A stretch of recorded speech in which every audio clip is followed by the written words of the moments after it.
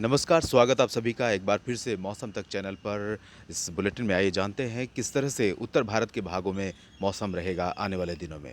उत्तर भारत के मैदानी इलाकों की बात मुख्य रूप से होगी क्योंकि पर्वतीय क्षेत्रों पर कुछ मॉइस्चर रहेगा और हल्की बारिश एक दो जगहों पर जम्मू कश्मीर से लेकर हिमाचल प्रदेश, लद्दाख और उत्तराखंड तक देखने को मिल सकती है। आगामी 24 घंटों के दौरान उम्मीद है कि उत्तराखंड में कुछ स्थानों पर मध्यम से तेज़ बौछारें भी गिर सकती हैं एक दो जगहों पर।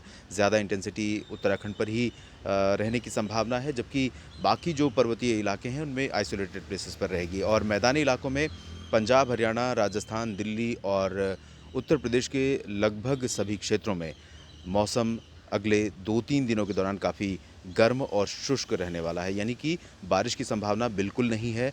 अनुमान ये है कि पंजाब, हरियाणा और राजस्थान तथा दिल्ली, पश्चिमी और मध्य उत्तर प्रदेश के क्षेत्रों में ज़्यादातर समय हवाएँ पश्चिमी दिशा से चलेंगी, जैसा कि मैंने इससे पहले भी बताया था, और इन हवाओं की रफ्तार काफ़ी तेज़ रहेगी। दिन में लू जैसी परिस्थितियाँ बन सकती हैं। हालाँकि लू टेक्निकली ये लू नहीं होगी क्योंकि तापमान 44-45 डिग्री से ऊपर नहीं रहेगा। 44 डिग्री चूरू और हनुमानगढ़, बीकानेर जैसे जो उत्तर पश्चिमी राजस्थान के शहर हैं, इन भागों में एक दो स्थानों पर इस तरह का तापमान ज़रूर पहुंच सकता है, लेकिन बहुत ज़्यादा तापमान नहीं रहेगा।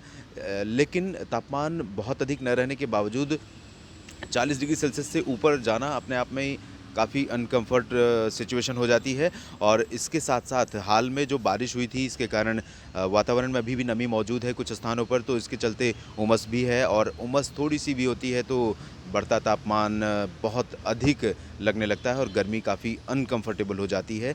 तो यही स्थिति हम कह सकते हैं कि लुधियाना, पटियाला, बरनाला, मोगा, फ़ाज़िलका, श्री मुक्तसर साहिब से लेकर करनाल, अम्बाला, कुरुक्षेत्र, रेवाड़ी, महेंद्रगढ़, पलवल, सोनीपत, पानीपत, दिल्ली, गुरुग्राम, गाज़ियाबाद, फरीदाबाद, मेरठ, आगरा, अलीगढ़, जयपुर और तमाम आसपास के शहरों में इसी तरह के मौसम की संभावना है। लखनऊ, कानपुर और प्रयागराज, वाराणसी तक इसी तरह के मौसम की उम्मीद है।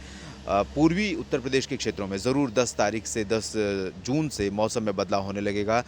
मध्य भागों में भी, उत्तर प्रदेश के मध्य भागों में भी 10 जून से कुछ स्थानों पर वर्षा शुरू हो सकती है क्योंकि बंगाल की खाड़ी पर एक मौसमी सिस्टम बन रहा है जो डिप्रेशन का रूप ले सकता है। डिप्रेशन, और अगर ये डीप डिप्रेशन बनता है तो काइंड ऑफ साइक्लोनिक स्टॉर्म कह सकते हैं, लेकिन साइक्लोनिक स्टॉर्म डीप डिप्रेशन के जस्ट अगली इंटेंसिटी है।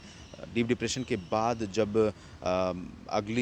हवाएं रफ्तार पकड़ती हैं किसी भी सिस्टम की, उस सिस्टम के चलते, तो उसे साइक्लोनिक स्टॉर्म कहा जाता है। तो डीप डिप्रेशन तक संभावना है बंगाल की खाड़ी में बनने की, जो अनुमान है कि 11 और 12 तारीख 12 जून के आसपास, 11 या 12 जून के आसपास ओडिशा के तटों के पास टकरा सकता है और ये लैंडफॉल करेगा, तो उसके बाद आगे बढ़ेगा। लेकिन उससे पहले ही इसका इम्पैक्ट पूर्वी भारत, मध्य भारत और पूर्वोत्तर राज्यों में दिखाई देने लगेगा।